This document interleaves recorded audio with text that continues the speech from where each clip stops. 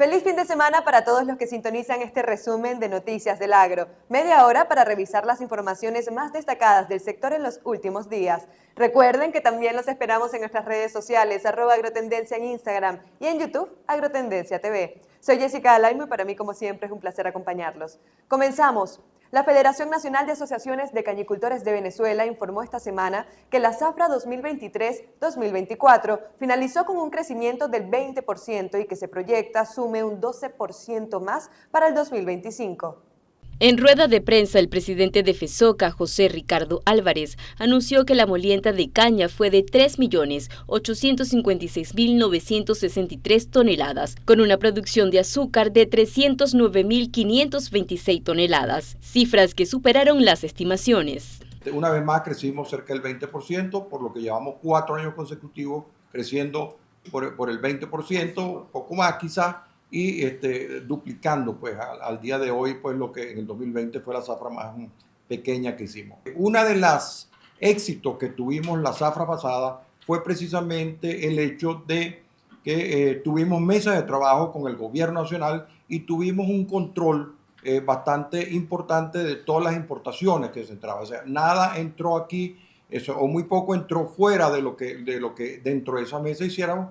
Por supuesto, siempre se cuelan algunos azúcares por los caminos verdes, todos conocemos, pero sin embargo estuvo un mercado muy controlado y eso ayudó a que nosotros pudiésemos colocar a tiempo nuestros azúcares en los anaqueles.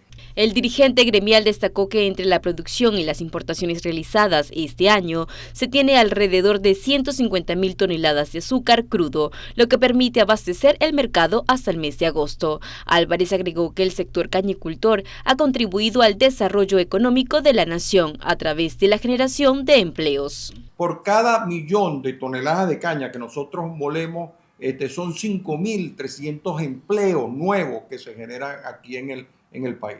Actualmente estamos hablando de unos 50.000 empleos directos e indirectos, entre lo que significa campo y fábrica, y por supuesto servicios de cosechas, núcleos de cosecha, y lo que significa que la caña de azúcar, los centrales azucareros, todo lo que significa la cosecha y procesamiento de la caña de azúcar en las diferentes zonas del país, es una actividad económica muy dinamizadora de la economía de la zona. En el encuentro con los medios, el segundo vicepresidente de FESOCA, Emilio Vargas, puntualizó que durante los últimos 4 años, el sector ha logrado mantener un crecimiento interanual entre el 20 y 25%.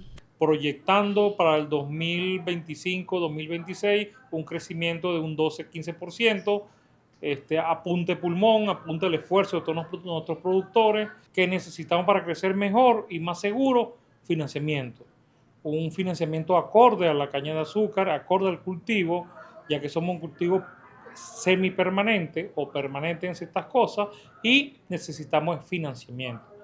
Llegaremos prontamente a la gran sueño de autoabastecer nuestro país con azúcar. Finalmente, el presidente de FESOCA manifestó que pese a la inoperatividad de algunos centrales azucareros, el ritmo de crecimiento que lleva el sector puede permitirle alcanzar los máximos históricos de 9 millones de toneladas de cosecha.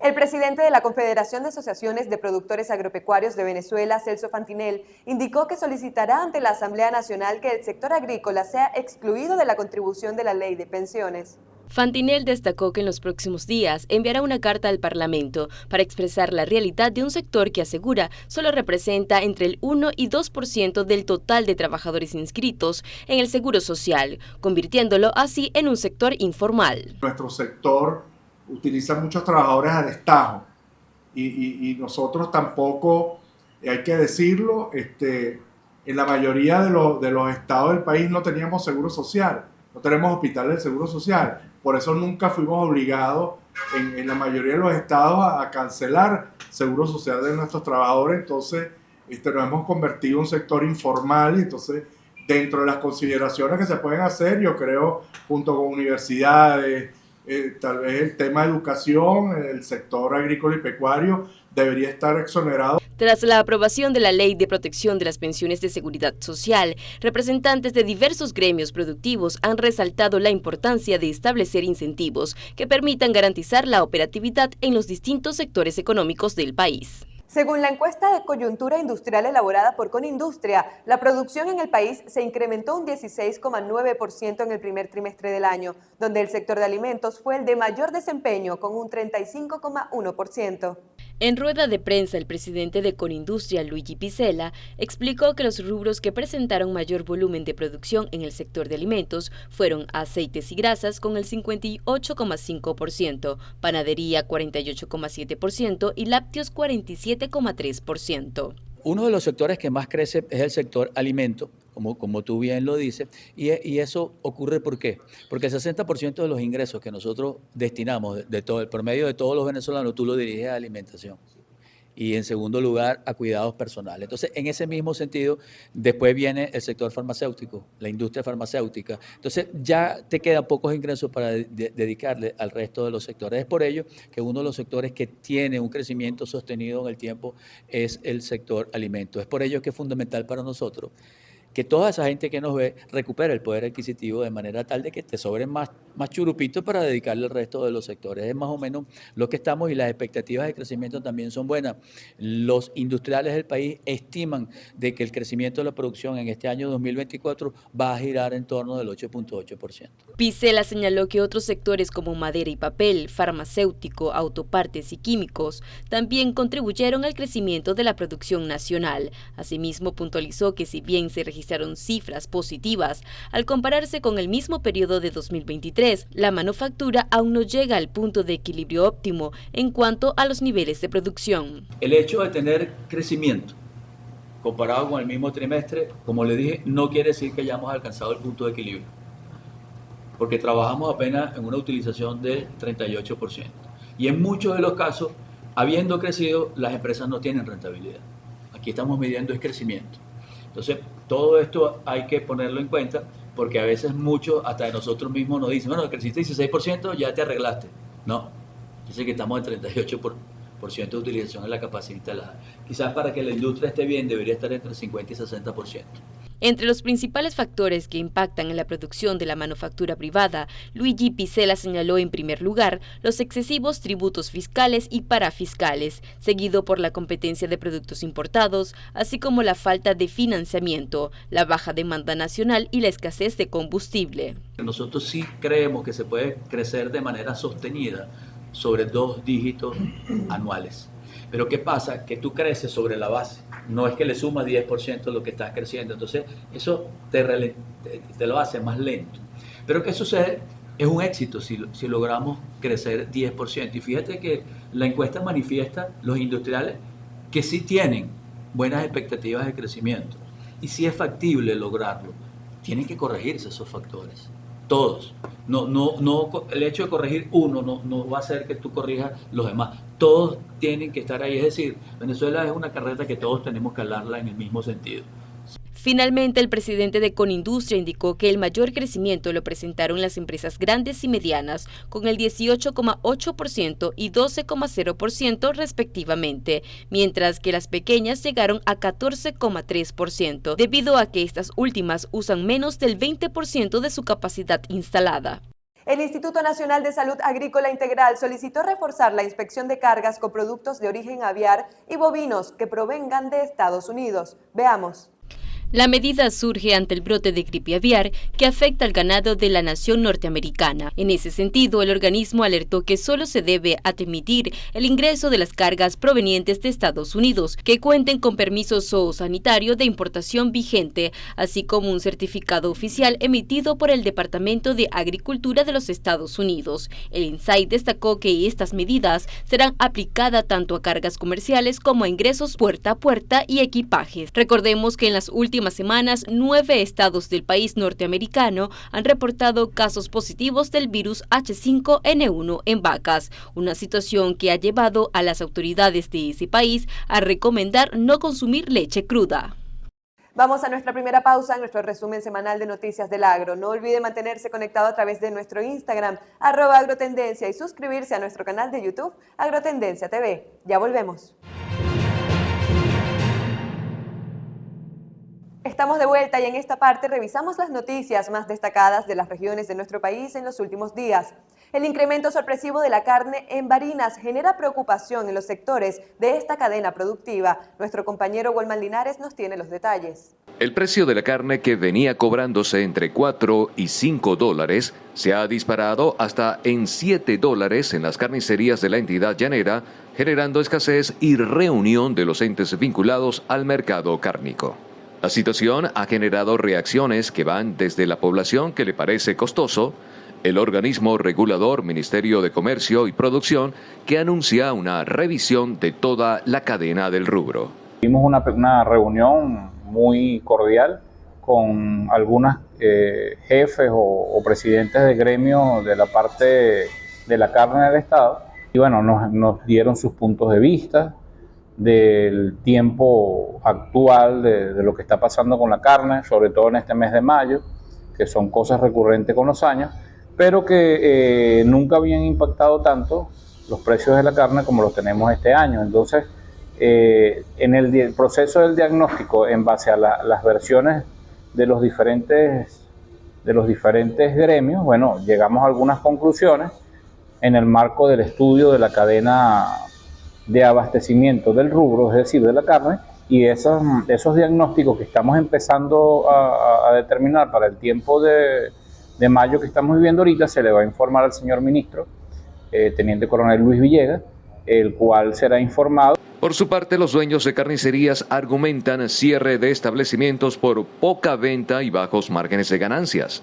Finalmente, los productores puntualizan que ellos no imponen precios y les parece significativo que el Ministerio de Comercio evalúe la distorsión en la comercialización de la carne de bovinos y bufalinos. Esperamos que en las próximas horas, después de este estudio, podamos informar completamente acerca de el por qué este incremento tan fuerte que hubo en las últimas semanas de la carne, y tratar de que nuestras autoridades pues lleguen a algunas conclusiones y puedan tomar algunas decisiones.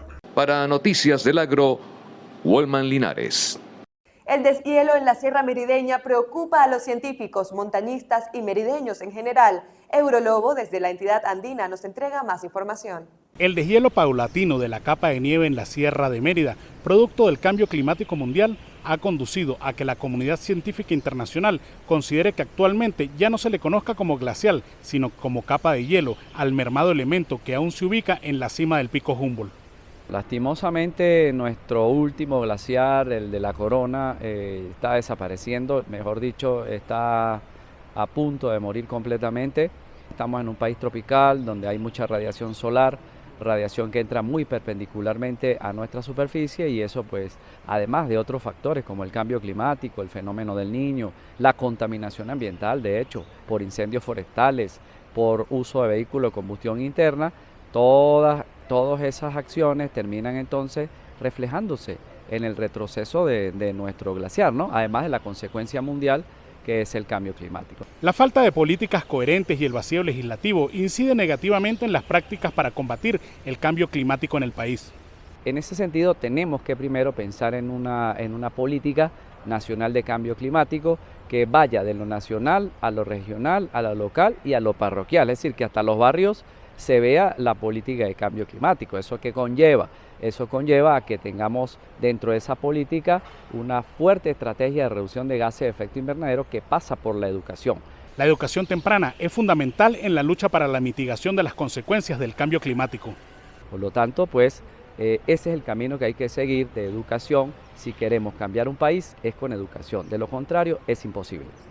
Un grupo de jóvenes merideños preocupados por la incidencia del cambio climático han iniciado actividades de discusión y formación en el marco del proyecto Jóvenes Unidos para Territorios Organizados y Sostenibles, juntos, con el fin de crear en la comunidad conciencia sobre la responsabilidad de las personas en la tarea de mitigar los efectos del cambio climático. El cambio climático es una problemática mundial que afecta a todos los países, a todo el planeta, es una problemática global. Los merideños esperan que en el mes de agosto, en el marco de la temporada turística, se repitan las acostumbradas nevadas, las cuales darán el efímero sueño de ver nuevamente hielo por lo menos 24 horas en las montañas locales, mientras los jóvenes seguirán trabajando para crear conciencia en la comunidad sobre los efectos adversos del cambio climático. Desde el estado Mérida para Agrotendencia les reportó Eurolobo y con esta información regresamos a nuestros estudios. La pitahaya es uno de los cultivos mesoamericanos con mayor potencial económico y nutritivo. Sin embargo, la FAO destaca que es uno de los frutos más desaprovechados por sus características nutritivas y biodiversas, y esto se debe al desconocimiento de las personas respecto a este fruto. Es por ello que preparamos un material que te permitirá conocer sus beneficios y potencialidades. La pitahaya, también conocida como fruta del dragón, es considerada una fruta exótica debido a sus características únicas, pero más allá de su aspecto y propiedades nutricionales, en los últimos años ha ganado presencia en el mercado agrícola regional por sus beneficios y rentabilidad. La producción de pitahaya tiene muchísimas ventajas. Uno, que aquí no llueve unos 8 meses al año y mientras exista lluvia, la pitahaya va a producir. Te voy a poner un ejemplo. En España recogen frutas solamente 3 o 2 meses al año.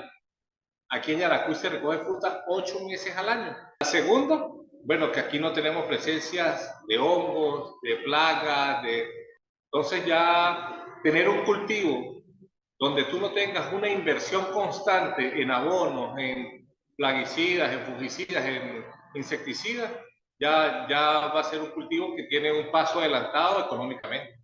Pero los beneficios no se quedan allí. Según el productor Omar Jordán, con un precio de $8 por kilo, la pitahaya es, a su juicio, uno de los cultivos más rentables del país. Sin embargo, el experto alerta que la productividad depende en gran medida de las condiciones climáticas. Una planta puede empezar a producir a los 8 meses, pero ¿qué pasa? Hay ciertas condiciones, ¿no?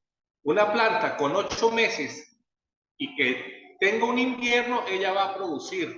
Ahora, una planta de un año que esté en verano no va a producir. Entonces, tenemos una temporada de siembra para empezar a producir en las próximas lluvias. Otro de los obstáculos que deben enfrentar los productores venezolanos es la falta de material genético. La pitahaya tiene la limitante de que el país no cuenta con la suficiente cantidad de esquejes para ser sembrados. Pese a esta situación, Jordán considera que Venezuela podría convertirse en los próximos años en un actor importante del mercado internacional de pitahaya. Vamos a una nueva pausa y al regreso tendremos las informaciones más destacadas fuera de nuestras fronteras esta semana. No se aparte, esto es el resumen semanal de Noticias del Agro. Regresamos con el resumen semanal de Noticias del Agro y a esta hora revisamos las informaciones que se generaron fuera de nuestras fronteras. El gobierno del presidente Luis Lacalle Pou en Uruguay declaró el país nuevamente en emergencia agropecuaria por 120 días debido al exceso de lluvias registradas en la nación sudamericana. El ministro de Ganadería, Agricultura y Pesca, Fernando Matos, aseguró que esta decisión fue tomada debido a la situación agroclimática en las zonas afectadas por exceso hídrico e inundaciones, así como también por el pronóstico existente. Hemos resuelto, luego del informe del Comité de Emergencia Agropecuaria, la declaración de la emergencia para las seccionales, 6 seccionales del departamento de 33 y 6 seccionales del departamento de Rocha. Esto es 1.200.000 hectáreas que están zonas bajas de estos 2 departamentos y donde está afectado fundamentalmente los rubros de la ganadería y la agricultura, algo de lechería, son menos los predios en esa zona, pero algún rubro lechero también está comprendido. Matos explicó que esta emergencia incluye problemas logísticos. El estado de las pasturas está comprometido, hay una afectación importante de pasturas recién sembradas en la zona, porque muchos días inundado hay una afectación directa, porque también sacar la cosecha en estas condiciones de anegamiento, con caminos cortados, con dificultades logísticas, porque todo el grano que sale de las chacras tiene que ir a secado. Hay falta de disponibilidad de camiones, los fletes han subido de precio, entonces toda una problemática que hace con que declaremos esta emergencia agropecuaria a efectos de colaborar con el sector productivo. La emergencia agropecuaria permitirá activar fondos nacionales para ayudar a los productores. En medio de la situación, el Sistema Nacional de Emergencias reportó 2.861 personas desplazadas en todo el territorio nacional, de los cuales 412 fueron evacuados a centros de acogida y 2.449 se refugiaron en casas de familiares o amigos. En Brasil, las autoridades anunciaron que el país suspenderá los aranceles a la importación de arroz hasta el próximo 31 de diciembre. Estas son parte de las medidas del Ejecutivo para atender la devastación registrada en el estado de Río Grande del Sur, el mayor productor de arroz en ese país. El anuncio fue dado a conocer por el vicepresidente brasileño Geraldo Alckmin, quien detalló que la medida alcanza a 3 tipos de arroz, los cuales alcanzaron el año pasado al 91,8% del total importado. El gobierno busca así garantizar el suministro y evitar una subida de los precios ante la esperada reducción de la oferta por las lluvias torrenciales e inundaciones que este mes golpearon a Río Grande del Sur. El vicepresidente subrayó que analizarán los efectos de esta disminución de impuestos a la importación y, en caso de ser necesario, reevaluarán el periodo de vigencia de la exención.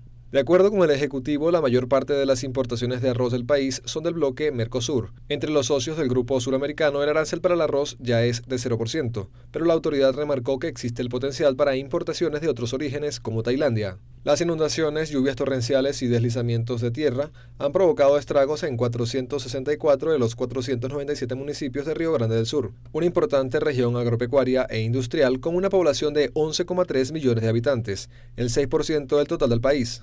El Poder Legislativo de Chile publicó una ley que prohíbe denominar carne a productos que no sean de origen animal. Veamos. La ley modifica el Código Sanitario de Chile y define el concepto de carne como la parte comestible de los músculos de los animales de cría como bovinos, ovinos, porcinos, equinos, entre otras especies. En cuanto a subproductos de la carne, el texto legal detalla que son las partes y órganos tales como corazón, hígado, sangre, grasa, entre otros. La ley prohíbe expresamente calificar como carne a cualquier producto que no sea de origen animal. Además, se deja claro que términos como hamburguesa, chorizo, salchicha, cecina u otras no pueden ser utilizadas para describir, promover o comercializar productos alimenticios que contengan mayor proporción de materia de origen vegetal que cárnica, salvo que indiquen de manera expresa, visible e inequívoca que son de origen vegetal. La normativa señala que las infracciones serán sancionadas según lo dispuesto en el Código Sanitario de la Nación Austral. La ley entrará en vigor luego de transcurrir 18 meses desde su publicación en el Diario Oficial